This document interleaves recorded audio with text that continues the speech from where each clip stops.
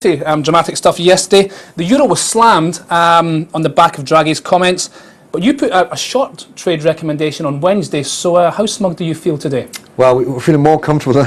We're glad he said what he did, because actually one of the stories has been, you know, the euro's been remarkably resilient, hasn't it, to this dollar strength that we've had on the Fed, and so we were nearly relying upon Draghi yesterday to come up with something dovish. He did. We expected something dovish, and that's why we had the trade.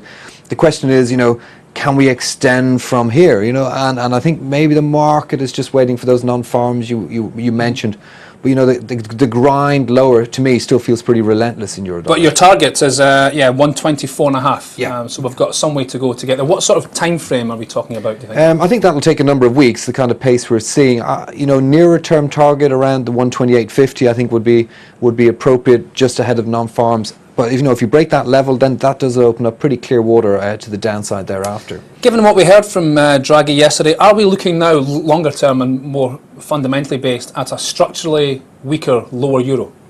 I think perhaps the easier way to answer is, we're looking at a structurally stronger dollar. But the euro, I think, is obviously going to be an echo to that. And yeah, I mean, I think Draghi's trying to do his thing of, let's say, don't mistake what's happening in the US for what we're trying to do in Europe, or the conditions in Europe are different, so policy will be different. And on that basis, the market's trading very much on interest rates again, a very old school, if you like. For a while? Yeah, it is. I would say for 5-6 years. And on that basis, yeah, I think euro will remain on the defensive. And well, the same question goes for sterling. Also took a hit after the BOE statement yesterday.